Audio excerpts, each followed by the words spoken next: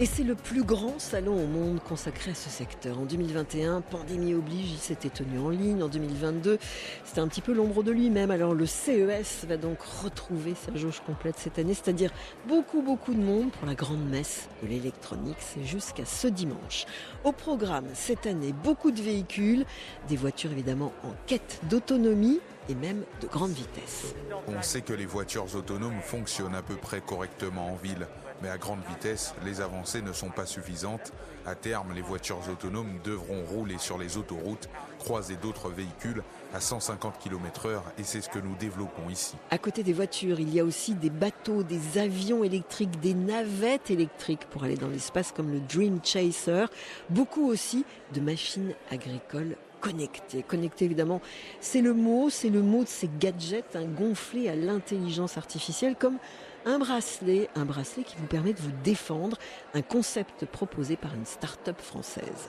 Un clic va permettre d'envoyer votre position GPS dans un SMS et un appel de secours avec une voix automatique disant Ludivine est en danger, merci d'appeler la police. On fera aussi connaissance avec le collier pour chien. Tout le monde les connaît, les colliers pour chiens, mais celui-là est un collier intelligent. Quand le rythme cardiaque fluctue, cela montre que le chien est heureux. Si la fluctuation est lente, c'est que le chien est stressé. Ou alors, autre gadget comme le tatouage éphémère. Le tatouage disparaît en 1 ou 2 jours après une douche.